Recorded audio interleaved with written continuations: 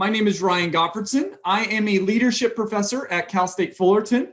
I don't know if many people know this other than us, but we are the second largest business school in the United States student population-wise. So it's a really interesting place to be. Because of that, we serve a lot of minority and first-generation college students, which makes my job feel a little quite meaningful when it comes to my professorship job. But then I also do a lot of consulting with organizations to help them develop their leaders and to help them to become more agile and future ready. And if you're not familiar, I have written the Wall Street Journal and USA Today best-selling book, Success Mindsets. And this will be a really small part of what we're going to cover today, but you'll definitely see the connection here. So my goals for this workshop is to, one, introduce you to the power and importance of vertical development. I'm sure that's largely what attracted you to this. And I want to present myself, if it's okay, as someone who might be able to help you in your efforts to vertically develop your leaders and your employees, and even yourself on this call. I think we're going to deepen some self-awareness is something that I'm expecting. And I want to present information that will help you really, as I mentioned, elevate who you are. And I'm going to give you some resources towards the end of this. So to get started, I've got a couple questions for you, and I want to get your answers in the chat box on the degree to which you agree or disagree to these statements. So here's the first statement. People can navigate their situations with different levels of cognitive and emotional sophistication. Give me an agree or disagree. I look over at my screen. I see my friend Chris. How you doing, Chris? All right. I think we're all agreeing. This is a little softball question, I think. All right. We all agree with this. Tell me if you agree with this statement. Those who can navigate with greater levels of cognitive and emotional sophistication will be more effective than those with lesser levels of cognitive and emotional sophistication. What do you think? Agree or disagree? Lisa is saying strongly agree. You are very opinionated, Lisa, which I like. I would agree with you. So we are on the same page there. So I think that this is powerful just right up front, that we recognize that there are different levels of cognitive and emotional sophistication. There is variation, and even at times, even within us, there is variation in how much cognitive and emotional sophistication that we have. And to the degree to which we possess cognitive and emotional sophistication is the degree to which we will navigate more effectively. So let me have you provide some answers in the chat box to this next question. Why don't you just chat in different tasks or duties that leaders need to perform? This doesn't need to be anything too complex. I just wanted to brainstorm here just a little bit. All right.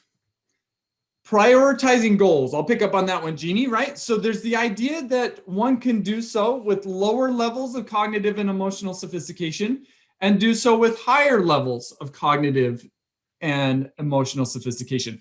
I'm seeing my friend Lisa. Hi, Lisa. You said listen along with Tracy. Don't you think it takes higher levels of cognitive and emotional sophistication to listen, to truly listen?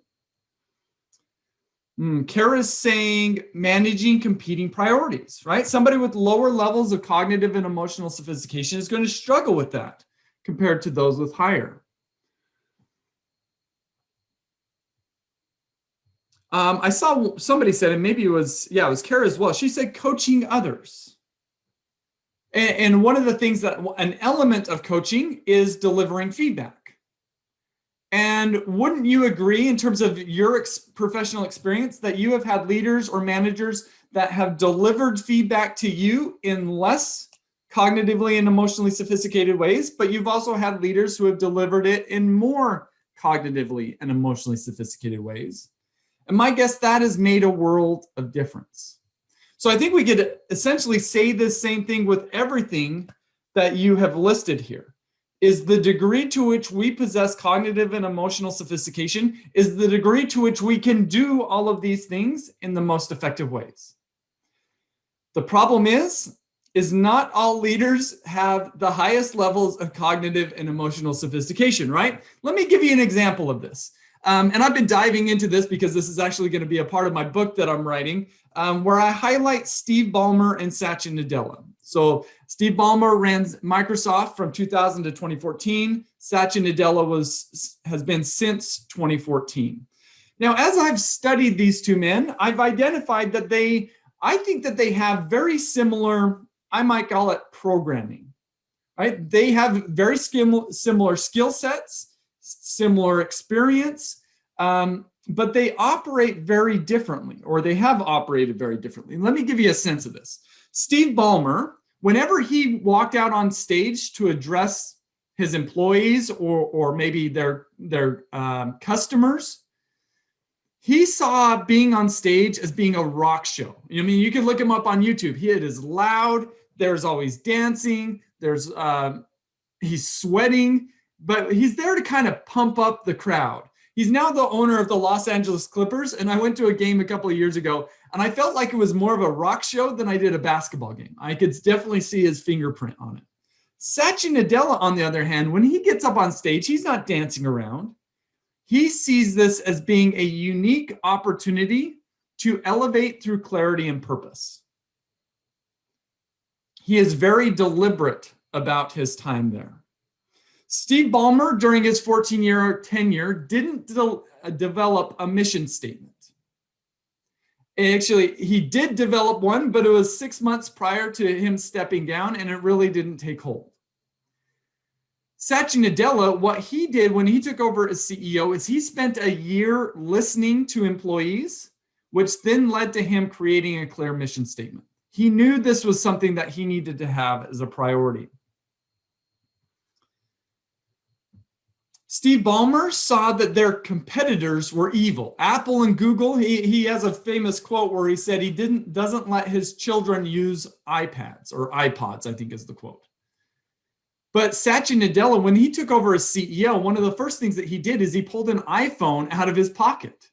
He recognized that if they could play nicely with their competitors, they can expand their customer base. What if Microsoft could get all of their apps on an iPhone? What difference would that make for Microsoft? Steve Ballmer just wasn't even willing to go there, right? Doesn't seem like as high of emotional and cognitive sophistication. Steve Ballmer wanted to develop and retain their top talent. So to do this, he implemented a stack rank performance management system, something that ended up killing the culture at Microsoft because they started to compete as opposed to collaborate. He wasn't able to see the long-term implications. But Satya Nadella, when he took over as CEO, he knew he needed to undo the damage here. So he said that the C in CEO stands for curator of culture. So I hope this gives you a sense that how two different leaders, largely with similar skill sets, similar experience and expertise, can operate in very different ways depending upon their cognitive and emotional sophistication. And we could see how this plays out. So this is Microsoft's stock price. So Steve Ballmer took over here in 2000, and he went up until about 2014. So their stock price stayed essentially the same. Microsoft's stock price since Satya Nadella took over is now up 6 times what it was. I mean, it's unreal, the difference. And this is the difference that I feel like vertical development can make, because that's really what we're talking about here. So if we wanted to help ourselves or even our leaders operate in more cognitively and emotionally sophisticated ways, what do you think it would require? So give me your answer in the chat box. And Nicole, yeah, I'll be sending out the slides in a recording afterwards. So what would it require? Is it more adding on or downloading new programs into our leaders, or is it upgrading the leader's operating system? What would you say, A or B? Which I'm agreeing with Seth and Phil and Colleen. We're saying self-awareness, emotional intelligence, humility, right? Yeah, so we're all saying B. But here's just a question for you to consider, and we'll talk about it more. What do most leadership development programs focus on? I mean, my experience and the research that I've done is that the number one topic covered in leadership development programs is interpersonal skills and communication. For example, how to deliver more effective feedback. To me, that feels more like a program. Come in, we're going to download this program onto you, and you're going to be able to deliver better feedback. Is that always what happens, though? No, it helps for some people, but for others who may not have an operating system beneath them that allows for that program to be downloaded, it's never going to move the needle on their ability to deliver effective feedback. So, in fact, since diving into this topic of vertical development, I've been on the hunt to identify topics that really capture the essence of cognitive and emotional sophistication. And let me share with you some of these topics. And we could put them on a range from low sophistication up to high sophistication. So here's one of the topics: psychological flexibility. So that's at the top end, inflexibility is the bottom end. Let me define this for you really quickly. Psychological flexibility is the ability to contact the present moment and the thoughts and feelings it contains without needless defense. Right? Even if this is negative, even if it's complex, even if it's ambiguous, we're contacting it. We're not avoiding it. We're not running from it. We're contacting it. And this allows us to adapt to the needs of the situation, allows us to do a better job of persisting or changing our behavior in pursuit of our goals and values. Those who are more inflexible, if it doesn't feel good to them, they'll react to it as opposed to hold strong to their chosen values. So that's a high-level overview of psychological flexibility, but hopefully you can see how there's a difference in sophistication.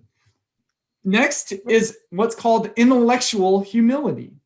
And I think at the bottom end of that is what I might label emotionally resistant. When one is intellectually humble, they have respect for others' viewpoints. They're not intellectually overconfident. They're able to separate their ego from their intellect, and they're willing to revise their own viewpoint. So somebody who is emotionally resistant is somebody who doesn't respect others' viewpoints very much because they value their own so much. They're intellectually overconfident. They're unable to separate their ego from their intellect, and they're unwilling to revise their viewpoints or even question their viewpoints. Next is what's called self-complexity. When we see ourselves as a complex self, as a complex being, it allows us to see not only ourselves, but also our world in more multidimensional ways. We are all multifaceted. Not everybody sees themselves or even wants to see themselves as multifaceted. But when we see ourselves as multifaceted, we're able to bring different versions of ourselves to these different situations that we encounter. Like I've heard some people say, when I'm not the same person across situations, I feel inconsistent. That's legitimate, but that need to feel consistent may actually inhibit them from being more the person that they need to be in different situations. And the last characteristic or quality that I'm going to identify here is the ability to metacognate, which means that we're able to become conscious about, explore, and separate ourselves from underlying goals, motives, fears, and pains that shape how we see and operate in our world. Do we have a really good grasp of why we have the motives and the fears that we do? Right? Those who are more sophisticated have that ability. Those who are less sophisticated don't. Now, give me a yes or no in the chat box. Are these topics commonly covered in leadership development programs?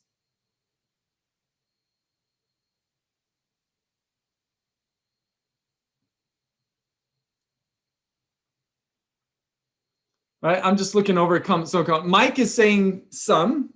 Most are saying no. In fact, if you're willing to, give me a an answer, something like never heard of, if you have never heard of any of these topics to a fairly deep extent.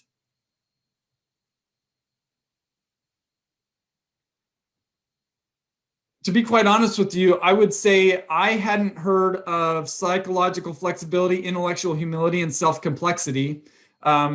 I would say 2 years ago, I hadn't heard of them. These are all topics that have come in my radar. I think the idea of metacognition is something that I kind of known, but it's easier to know than to practice. And I'm not even saying that I'm the best, right? So for each of these, we could get a sense of where am I along each of these continuums, in a sense. And I think I like talking about these topics a lot because I probably need as much help as anybody with these. So another question here is for us to consider, you don't have to answer in the chat box, is, okay, if we want to elevate our sophistication in these ways, can we do it through program downloads? Or doesn't it by its very nature require operating system upgrades?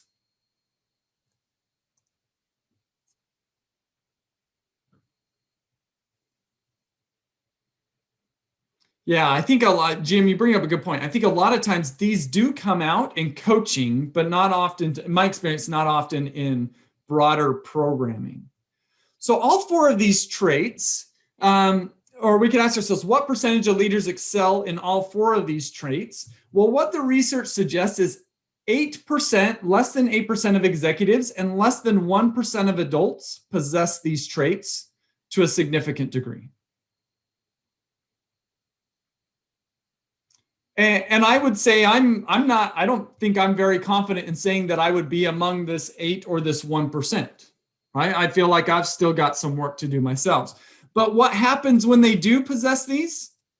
This is when magic happens in organizations.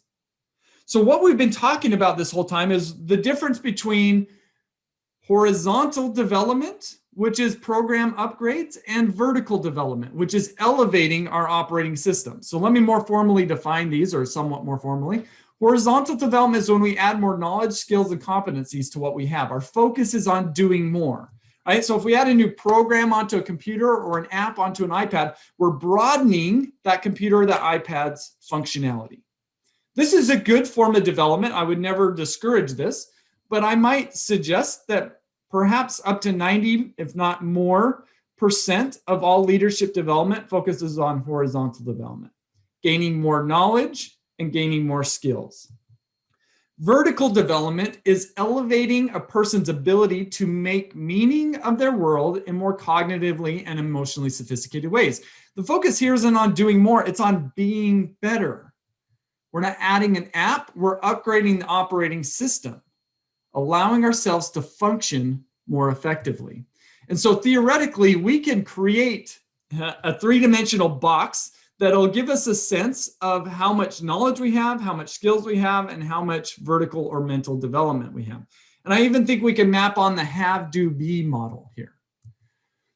So when we focus on vertical development, we're really focused on our being. And that's what I love about this topic, is we're able to focus on our being, not just doing what we need to do or doing what's right, we're being what's right. To me, that feels heavier. It also feels more significant. And Lisa, you're getting ahead. Stop it. No, I'm just kidding. I love your comments. That's great. So let me give you 3 slides. And I want you to think, as I give you these 3 slides, these 3 slides are going to have a bunch of statements and comments and words here. And what I want you to think about is which one most accurately reflects, if you're in an organization, kind of think, which one most accurately reflects the leaders in my organization? Or if you're not, maybe you're a consultant or a coach or a student, and you reflect upon the leaders and managers that you've had in your career, which one best represents them? So I've got, as I said, 3 slides. I label them A, B, and C, and we'll go through them a couple times so you could kind of get a feel for these.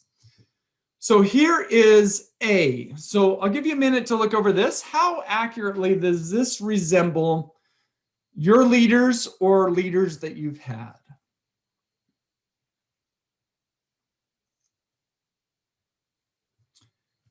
Here's B. And again, I'm going to go through them again.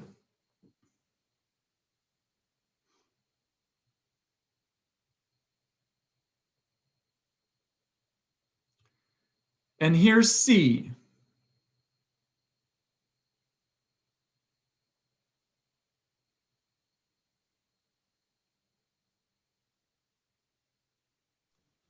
Excuse me, Ryan, are we supposed to see a slide? You should be able to. I'm getting some nods that other people can, right? Okay. Yeah, you should be able to. Maybe you need to drop off and jump on really quick to fix it. I don't know. That's too bad.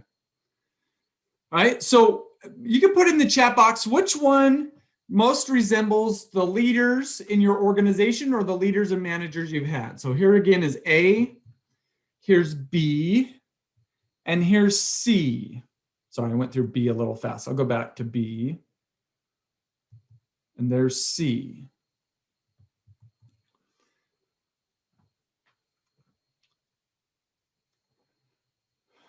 So I did this with a presentation a little while ago, and there was an individual who contacted me afterwards, and he said, I recently retired, and this spurred me to reflect on all the leaders that I had had during my career, all my managers. And he said, I had 32 managers during my career. And he said, I could say that only 2 of those were in this C quadrant.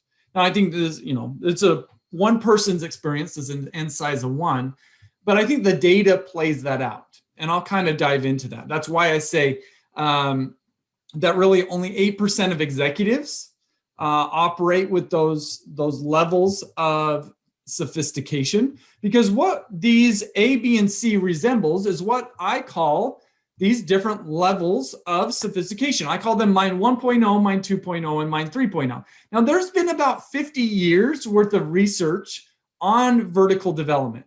It is for the last 40 years, so the 40 years before about 2010, all of this largely existed in developmental psychology. It's only been in the last 10 years that this has started to come into the business arena. And what research has found here, well, and I'll say that there are different models of vertical development. Some identify 3 levels, some identify 5, some identify 7. I've seen one that was 11 or 13, right? But I think across all these models, the experts would all agree there is really 3 base levels here. And I call them Mind 1.0, Mind 2.0, and Mind 3.0. The research has found that across all adults, 64% primarily operate in Mind 1.0. 35% operate primarily in Mind 2.0, and only 1% operates in Mind 3.0. And again, these correspond, if I didn't mention already, the slides A, B, and C. So A was Mind 1.0, B, Mind 2.0, and C, Mind 3.0. When we look just at executives, there's very different results. Only 7% exist or primarily operate in Mind 1.0. 85% operate primarily in Mind 2.0.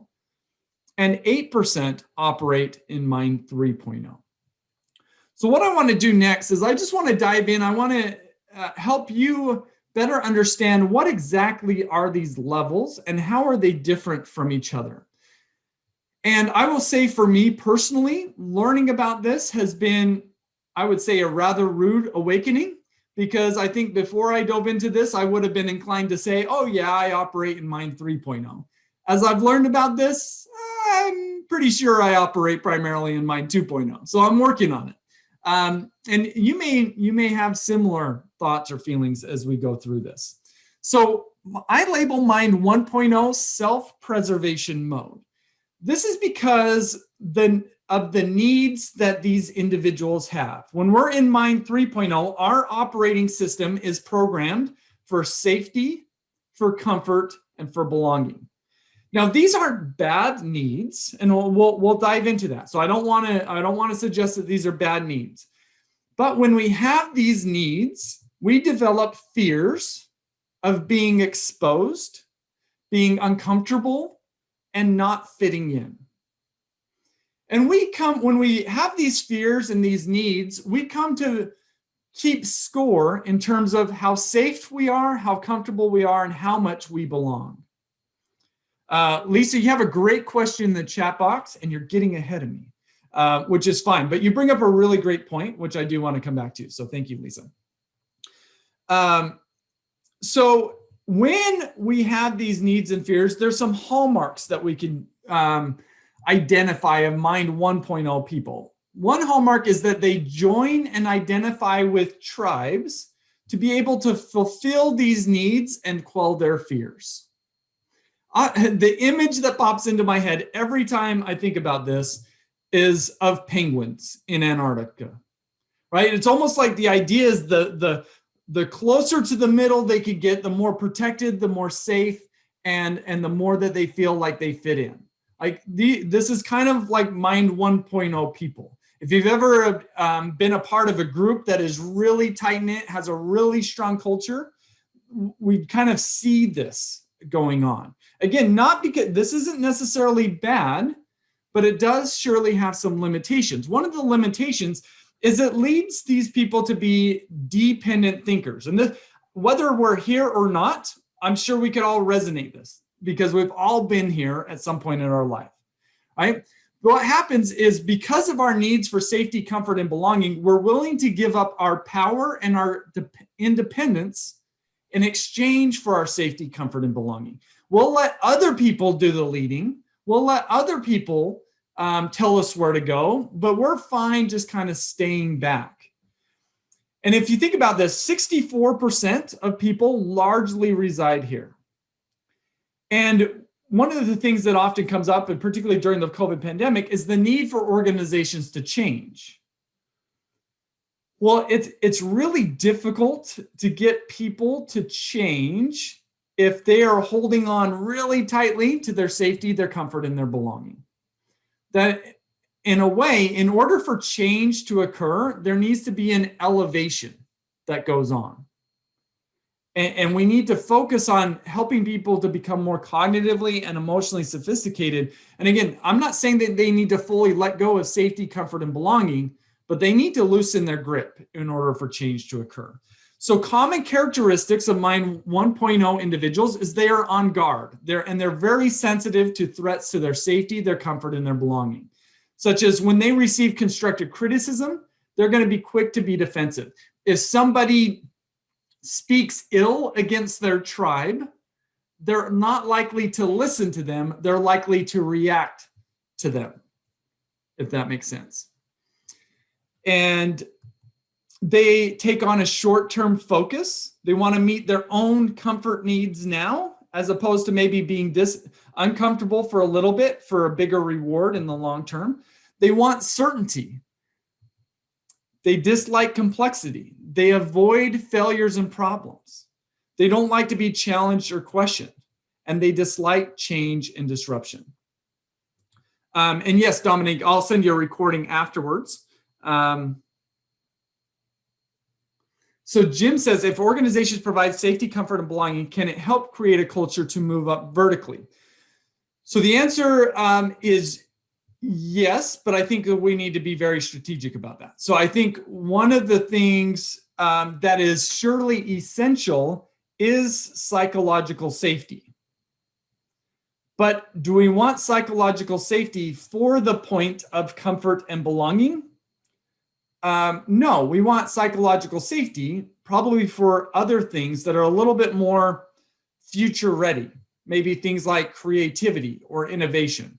Because if we hold on to our comfort, we're unlikely to get out of our comfort zone.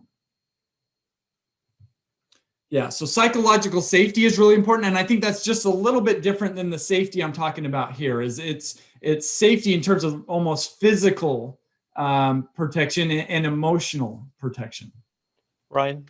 Yes. Hey, yeah, I agree with you in terms of in the workplace, but let's just put it this way. If you provide psychological safety where I can speak my mind and not feel repercussion, and you pay me well, then I can afford some comfort. Yep. And then you give me a sense of belonging that I fit in and work. That's more, but I understand what you're saying. The essential needs that we have can't all be met in the workplace itself necessarily. For sure. And you bring up a great point. If the needs of the individuals, such as their safety and security outside of the workplace, are not being met, then it's really hard for them to get out of this within the workplace as well. So you bring up some really good points there. Do any examples of Mind 1.0 people come to mind? And if so, you feel free to put them in the chat box. So I don't know if there's public figures that are like, oh yeah, this is so-and-so comes to mind. I'm just kind of curious. As you're thinking about this, let me give you an example. And this comes from, I don't know how many of you know Bob Quinn or Robert Quinn. He's written a great book on change. In fact, I think it's the best book on change I've ever read. It's called Deep Change. And he shares a quote in the book of an executive. And the quote is, so this executive is talking about their organization and the other leaders on the executive team. The executive says, slow death is what we're all about. A conservative, don't rock the boat culture. Executives 3 to 5 years from retirement, little long-range planning, no vision, and denial of all external criticism. We make superficial changes in areas like technology and finance, but we make no real change in our basic structures and processes. Right? To me, this screams Mind 1.0 leaders and executives. This isn't about moving the organization forward. It's not about contributing to customers. It's about keeping ourselves as executives safe, comfortable, and fitting in. And I'm there with you, Lisa. Sadly, we see it too often. In fact, I was going to mention a little bit later that I've had probably about 10 phone conversations in the last 6 months or so with HR leaders who say, my leaders are unwilling to receive coaching or development, but they want me to provide coaching and development for all of our leaders and employees. Well, why wouldn't they want coaching and development? Probably because it's an element of protection for them. And Sandra, if you're in education, unfortunately, that's the case. For somebody who works in a large government-run bureaucracy that is Cal State Fullerton, it is very prevalent, that's for sure. Let me move on to Mind 2.0. This is self-focused reward mode. So the needs here are very different than Mind 1.0. This isn't about safety, comfort, and belonging. This is about standing out, about advancing, about being seen of value. When we have these needs, our fears become of being obsolete or redundant. We fear failing, falling short, and losing, and we fear not being seen of value. Now, the hallmarks here is we're not dependent thinkers, we are independent thinkers. We're willing to push against the tribe's beliefs that we belong to. They develop their own set of personal beliefs. Now, some common characteristics when these are our fears and our needs and we're independent thinkers is we are initiators. We're self-guided, self-motivated, and self-evaluative. We're focused on short-term outcomes and wins. Generally, what's something that's going to get me to stand out in the short term? Right? They usually don't play the long game. I don't know how many of you have read The Infinite Game by Simon Sinek, but I think the Mind 2.0 play the finite game. As we get into Mind 3.0, they play the infinite game. Mind 2.0 are focused on looking good and being right. Again, they want to stand out. They're performance-oriented, not culture-oriented. They hold tightly to their independent beliefs. And they seek out confirming information of their belief, and they're closed to disconfirming information. They have a difficulty embracing contradiction, ambiguity, and complexity. They see their self as being more important than the tribe. They consistently try to prove themselves, and they only embrace change if it helps them get ahead. And I think if I was to, I gave an image of penguins before. If I was to pick an image of a Mind 2.0 leader, this is what came to mind, is a peacock, right? It's look at me, look who I am now. I'm standing out. I don't want you to have your eyes on anybody else. I want your eyes all on me. And again, this is one, as I learned about these and as I looked over some of these characteristics, my thought was, unfortunately, I see many of these things in myself. So again, this is a place that I'm working on. Do any Mind 2.0 people or leaders come to mind here? Why don't you put them in the chat box? Do any, as I went through these descriptions, any leaders come to mind here? Like I kind of see Steve Ballmer here. Phil, you know me too well. Right? I've got some examples. They're a little bit dated. But here's some examples, and I think those who are even more senior than I am may even recognize them more than I do. But here's some examples that are commonly written about. There's Lee Iacocca, Chainsaw Al Dunlap, even Jack Welch. I mean, who picks a title for the book Winning unless you're a Mind 2.0 leader? I'm not against winning. I grew up playing sports. I enjoy winning, but when you have winning, it's about competition and not collaboration, right? So there's another level up. So you can be successful in Mind 2.0, surely, but there's usually a dark side to this. The next level is Mind 3.0. This is when we are in contribution mode. And when we're in contribution mode, we again have different needs. Our need to be of value. In Mind 2.0, it was being seen of value. Here, it's actually being of value. It's contributing and it's elevating others. In fact, we develop the fears of not being of value, taking from or not lifting, and limiting or stifling others. The hallmark of Mind 3.0 individuals and leaders, they are not dependent thinkers and they are not independent thinkers. They are interdependent thinkers. They can hold multiple and complex perspectives simultaneously.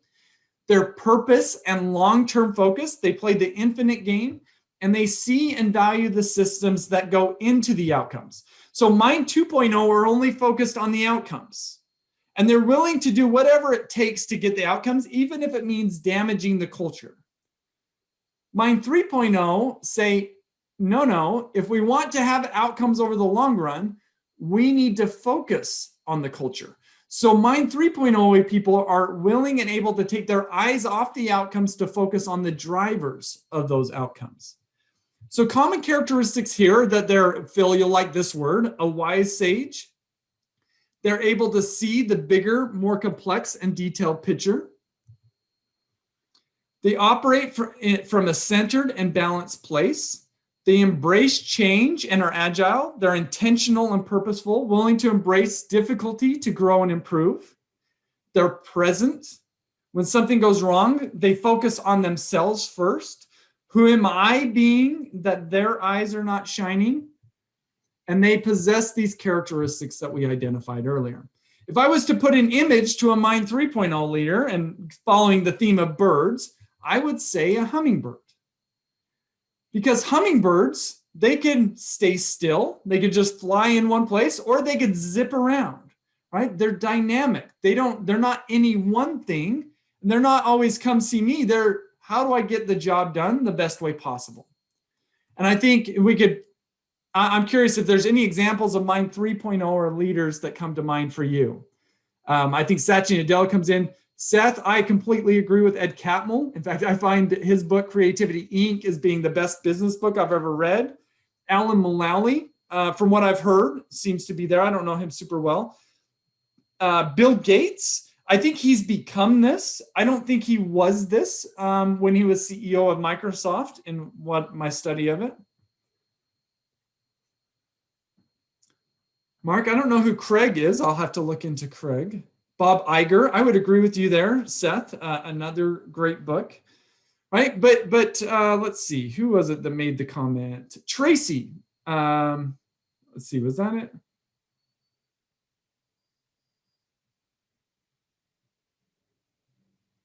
There's somebody who made a comment that I want to see.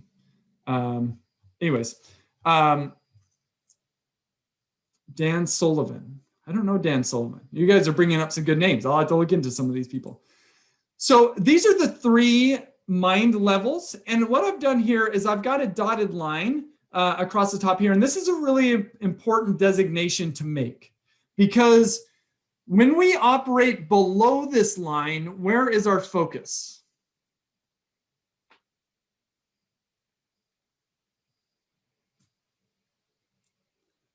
And you could chat in if you want to. Where's our focus when we're in mind 1.0 or mind 2.0, right? It's on ourselves. It's on our own safety, or it's on us standing out and getting ahead.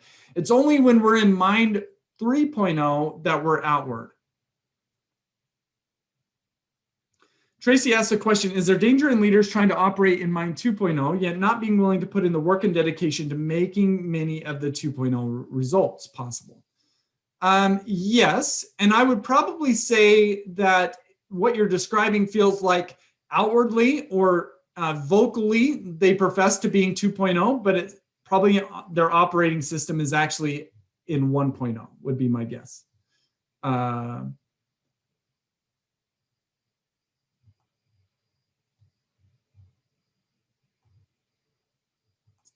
Great. So the reality is this, and this is the reason why I label them mind 1.0, mind 2.0, mind 3.0, is these represent different operating systems. So if we take something like constructive criticism, when we're in mind 1.0, our natural reaction is going to be to get defensive because we feel threatened. So we're going to protect ourselves. When we're in mind 2.0, well, it depends on the person delivering and how it delivers. Is it going to help me or is it going to get in my way? It's only those in mind 3.0 that are able to say, I don't care who it comes from or how it's delivered. This is an opportunity for me to learn and grow. Right? For somebody in mind 1.0, this idea of seeing constructive criticism as a gift seems completely illogical because their underlying operating system doesn't allow them to see the value in constructive criticism. We could see similar things with change. Those in mind 1.0 resist change. Mind 2.0 will embrace it if change is easy or if it'll help them. It's only those in mind 3.0 that recognize that change is constant and it needs to be embraced regardless of how difficult it is. And again, this is the percentage of all adults, and this is the percentage of executives. And I think if we were to take leaders and managers, we might split the difference between these percentages to a certain degree, where most leaders and managers really operate in this mind 2.0 level. It's not like it's gonna, usually they're not bringing the organization down, but they are putting a cap on the ceiling for that organization. And I think that this explains many things. When we understand this, we recognize that it does, to have these characteristics, it does require elevated cognitive and emotional sophistication. We can now make sense. Why do 75% of employees say that their leader is the worst and most stressful part of their job? Well, it isn't because the leaders are malintended. It's because they have an underlying operating system that is focused on either their safety or them getting ahead, right? Mind 1.0 or mind 2.0 thinking. And I think that this explains why many leaders resist their own development. Because their operating system is set to be aware of threats and preserve themselves. And by resisting development, that's one of the ways to do it. So these are the three levels, but you guys have made multiple comments in the chat box. I was going to go back. Marilyn made a great point that I think needs to be stated. It would be nice to see more diversity in these examples, at least white men with hair, right? So I agree with you. It would be great to see more diversity in those examples. Lisa brought in one of those. And one of the problems is historically, women and minorities haven't been allowed to play at the level to allow them to be recognized in this way. In fact, most organizations have now essentially learned that women are much more inclined to get to mind 3.0 than men. And that's been something that I would like to do more research on. It's always tough doing gender-based research, but something I would love to get to. But that's a great point. But many others of you have made comments like, essentially, are we stuck in one of these levels? Well, the answer is no. So we can ask the question, what level am I in? But I think a better question to ask is actually, what is my center of gravity? Because I don't know about you, but I see all of these levels within me. I see some mind 1.0 within me. I see a lot of mind 2.0 with me, and I see some mind 3.0 within me, right? So the question becomes, where is our center of gravity? So when we work with our leaders, the question is twofold, really. How do we elevate and how do we push forward in terms of how do we spend a greater percentage of our time in mind 3.0? So that's kind of what I want to talk about. Next is maybe how I can help you elevate your leaders. And I think there's a helpful comparison to make, and that is of losing weight. So if I wanted to lose weight, I think the step one is I need to have an awareness of the basics, right? I need to know which is more important to losing weight, diet or exercise. As somebody who has tried multiple times to lose weight, different programs, and has successfully lost and kept off 30 pounds for the last few years, I would say that I have learned that diet is hands down way more important than exercise, at least for my body. I won't say that that's for everybody, but if I know this, I'm going to approach losing weight much more effectively. So having awareness of the basics is important. The second thing that needs to happen is there's going to have to be an element of letting go. For me, I've had to let go of my emotional connection to food. And that's not easy to do, surely, clearly. And then step three is experimenting and embracing. We need to stick with the little things on the daily basis. So I think the same thing goes with helping our leaders vertically develop. The first step is to help them create an awareness of the basics, become aware of vertical development and its different levels. We need to help leaders to become aware of their meaning makers, right? So remember our definition of vertical development, our ability to make meaning of our world in more cognitively and emotionally sophisticated ways. Well, what are our meaning makers? They are our mindsets, the mental lenses that we wear that shape how we view the world. As we shift our mindsets, we actually are elevating up the vertical development hierarchy. But the problem is for most people, mindsets reside below the level of their consciousness. But I feel like one of my purposes is to help people awaken to their mindsets. That's the reason why I wrote my book, Success Mindsets, is because once we could put labels on these, then we could do something about it. And that's how I feel about these principles on Mind 1.0, Mind 2.0, and Mind 3.0. Once I identify them, then I could do something about it. The second step is then we need to help leaders let go. Maybe they need to let go of their need to feel safe, be comfortable, and belong. Again, not fully let go, but at least loosen their grip so that they could see beyond these things. Or maybe for Mind 2.0 leaders, they need to let go of the need to stand out, get ahead, and to win.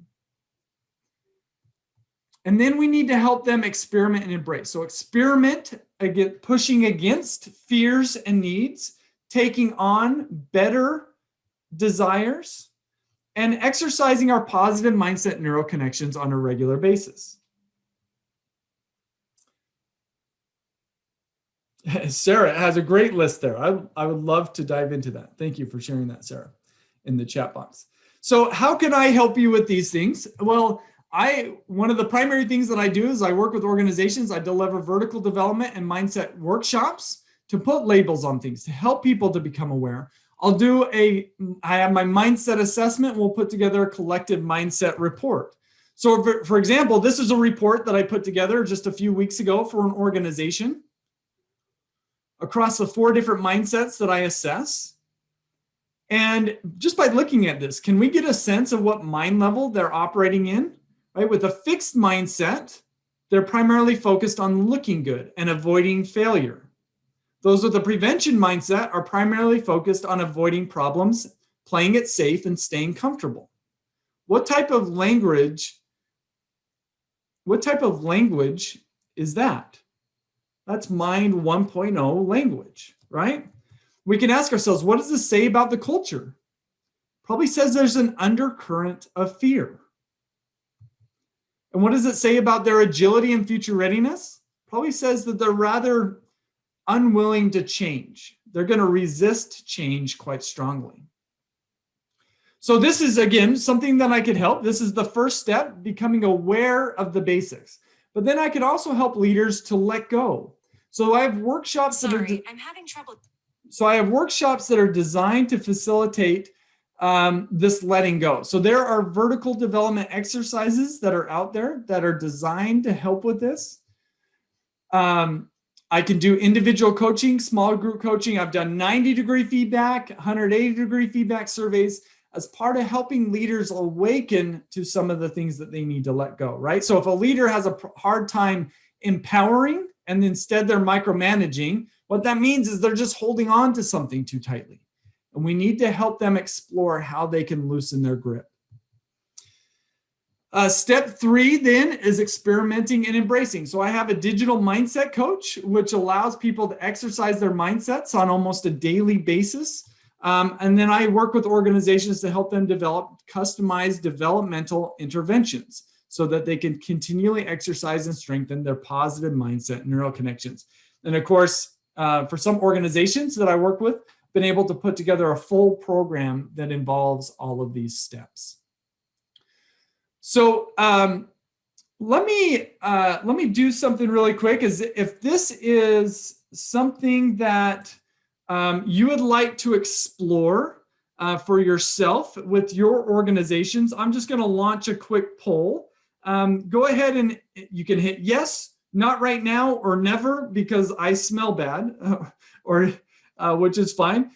Put in either of those. If you want to connect with me, if you hit yes, I will likely send you an extra special email that says, when can you connect? And I would love to do so. Again, no pressure, but I'd just love to have a conversation with you if that's something of value.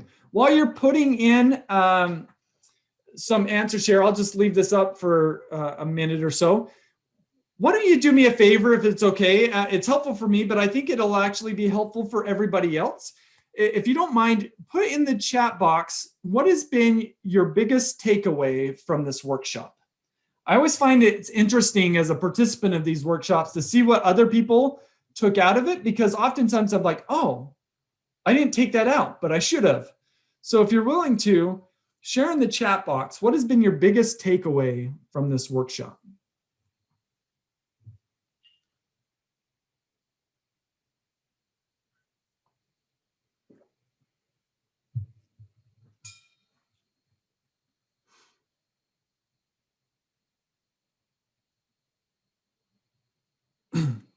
Marilyn just inputted some CEOs of color. I would also put, I just recently read Martin Luther King's autobiography, and it was so good. It blew me away. I would surely add him to that list. All right, so some things that stood out: requires hard work to get from 2 to 3. I think it's maybe easier. It may be easier than we think, is my hunch, Phil. So I've been doing some positive intelligence work with Phil. If any of you haven't heard of it, you can Google it. The guy who runs it, his name is Shirzad Chamine, I think is how you pronounce it. But he does some really good work to help facilitate this. And it's not difficult, but it does require intentionality. Jim says the inward focus at levels 1 and 2 and the outward focus of 3. Good. Reference to deep change. All right. I love that book. It's such a great book. And it does have a field guide, which I haven't looked at. So if you have any feedback on that, once you see it, let me know. Kara, the concept of upgrading operating system versus programming. And that can resonate with a lot of people. That's what I'm finding is resonating with many people.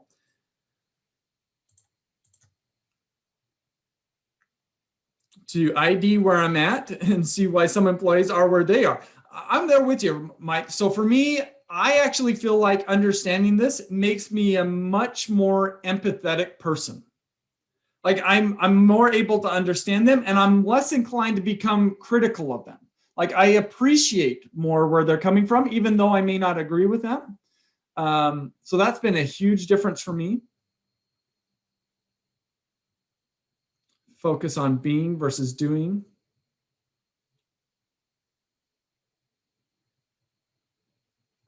Great. I appreciate you sharing all these. These are great. Good. And I just don't have the ability to share them all. But you could read through them. So we've got just a couple of minutes. I'm going to shut down my slides and just let me see if there's any questions that any of you might have on this topic.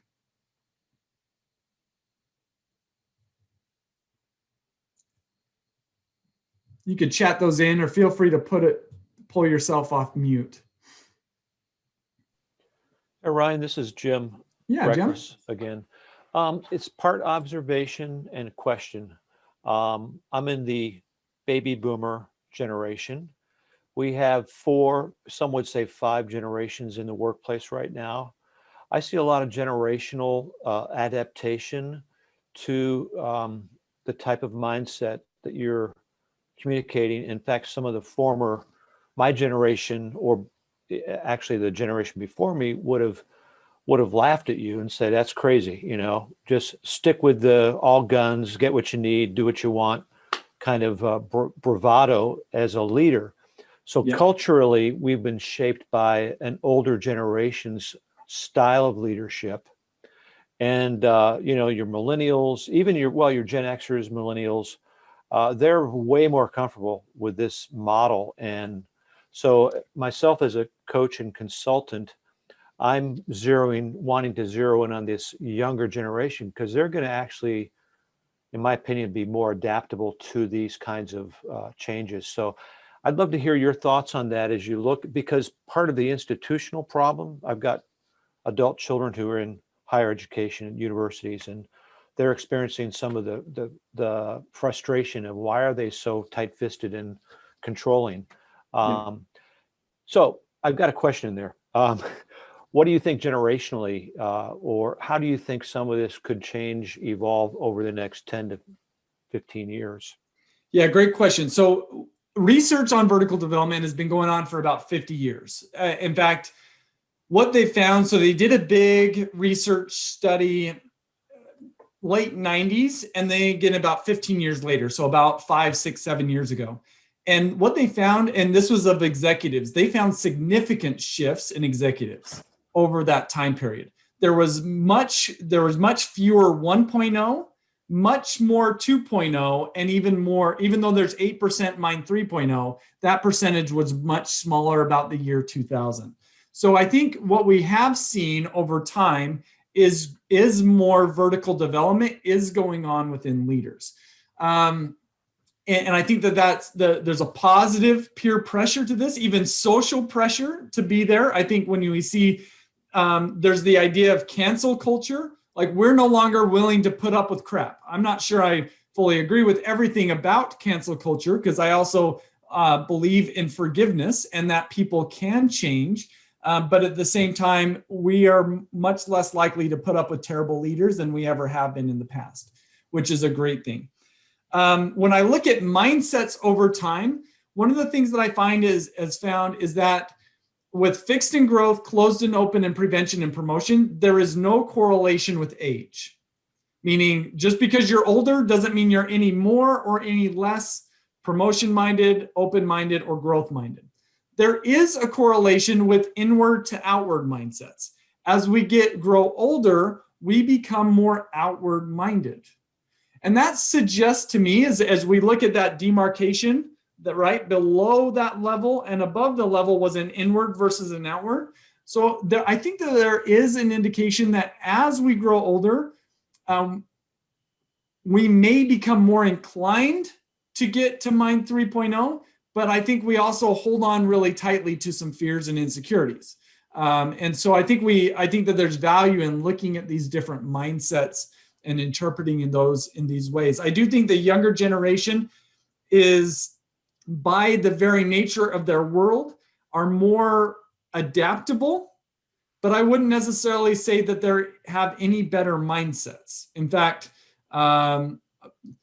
anecdotally, the groups that have the most negative mindsets are my college students. And I think it partly speaks to the demographic of my college students. But oftentimes in organizations, I find that some of the youngest employees have the most negative mindsets. And I think that there's a few reasons for that. They haven't had enough time maybe to develop more cognitive and emotional sophistication. So those are a few different dynamics that hopefully shed some light on what you're asking about there, Jim. And I know that we're out of time. I'm happy to stick around myself, but if you need to drop off, don't feel like you need to stick around. I really appreciate all of you for being here. Thank you for tuning in. I hope it's been beneficial for you on a personal level as well as on a professional level. I know that this material has influenced me in both of those ways.